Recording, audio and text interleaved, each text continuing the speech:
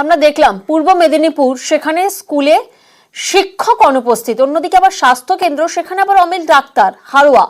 সপ্তাহে 3 দিন ডাক্তার থাকার অভিযোগ, যার জেরে চিকিৎসা না পেয়ে ফেরার অভিযোগ করছেন রোগীরা। আচ্ছা, কারা দেখছেন, কাদের ভরসায় চলছে এই হাসপাতাল? গ্রুপ ডি কর্মীদের ভরসায় চলছে হাসপাতাল। চিকিৎসকের ঘাটতির কথা মানছেন বিএমওএইচ। অন্যদিকে হাসপাতালের পরিকাঠামো নিয়ে ক্ষোভ স্থানীয়দের। দিদিমণি আছেন হোমিওপ্যাথি বা অ্যালোপ্যাথি স্যারও আসেন, তো চিকিৎসা খুব ভালোই করেন।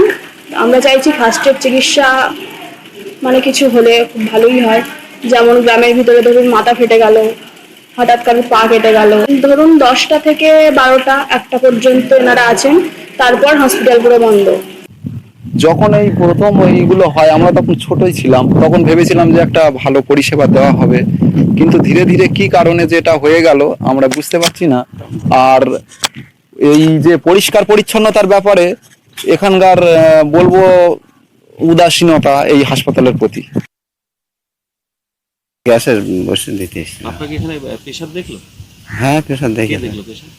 ওই যে কি ওই ভদ্রলোক আমি চিনি না, তো ওই ডাক্তার একজন দেখেছে। ডাক্তার দেখলো হ্যাঁ, না ডিগোবর স্টাফ? ওটা ওই ওই সেই ডিগো এসকার না কি ওই ওই ডিগ্রুপের স্টাফ আপনার হ্যাঁ, পেশাব দেখলো? হ্যাঁ। আর প্রেসক্রিপশন কে লিখলো, ওষুধ কে লিখলো? মেশিনে যে খোলেমের যে ডাক্তারবাবু আছে উনি লিখেছে।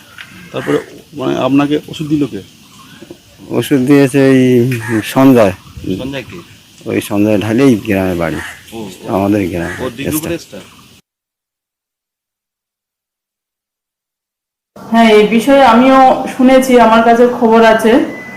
আমরা এই বিষয়ে ঊর্ধ্বতন কর্তৃপক্ষের কাছে সাথে আলোচনা করেছি। আমরা চেষ্টা করব তাড়াতাড়ি এই সমস্যার সমাধানটা করার জন্য। ডাক্তারবাবু ওখানে প্রতিদিনই আসেন, কোনোদিন হয়তো ডাক্তারবাবু হয়তো একটু লেট হয়ে যেতে পারে।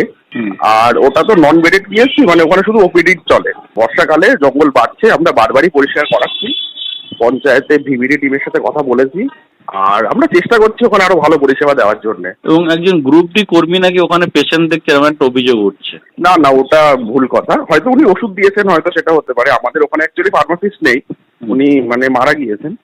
সেই হিসাবে হয়তো ওষুধ দিলেও দিতে পারেন, হয়তো ডাক্তারবাবু যেটা প্রেসক্রিপশন দিয়েছেন সেটা সেই অনুযায়ী হয়তো ওষুধ দিয়েছেন উনি, সেটা হতে পারে।